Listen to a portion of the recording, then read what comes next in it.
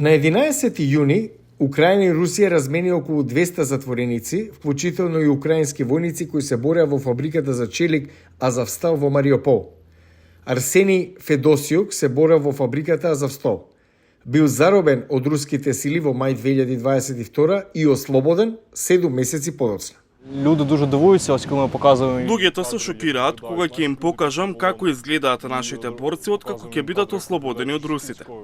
Сега, тој и неговата сопруга Јулија Федосик се во САД и изборуваат со тоа што се соочиле додека тој бил во заробеништво. Це взагалі неможливість відбувати. Чувството на безнадежност, знаењето дека не можеме да ги спасиме, дека не може ништо да направиме. Имавме големи надежи за евакуација, за екстрадиција во трета земја. По неговото заробување, Федосиук и неговите соборци биле одведени во затвор пред селото Оленивка во регионот на Донецк, каде што вели дека биле испрашувани и мачени. Во јули 2022 во пожар во затворот загинаа повеќе од 50 луѓе. Зв'язку ніякого не було. Немаше начин да се комуницира со нив. Видовме само видео со јагленисани трупови. Некои жени ги препознаа своите најблиски меѓу мртвите. І по цьому списку вони зібрали людей та переселили їх на... Врз основа на списокот од Азовскиот полк ги собрале и ги сместиле во индустријскиот дел на овој затвор. 3 дена подоцна имало експлозија додека луѓето спиеле, а 50 на луѓе загинале. Оние кои преживеале, вклучувајќи го и Федосик, биле однесени во други затвори.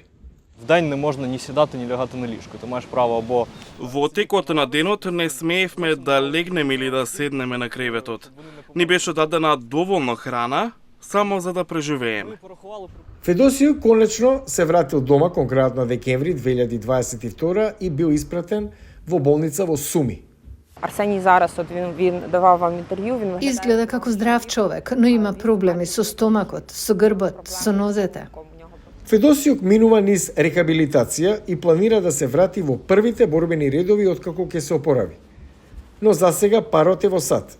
Се обидува да го привлече меѓународното внимание за третманот на Русија кон украинските заробеници. Околу 700 бранители на Мариупол од батальонот Азов остануваат во руско заробеништво.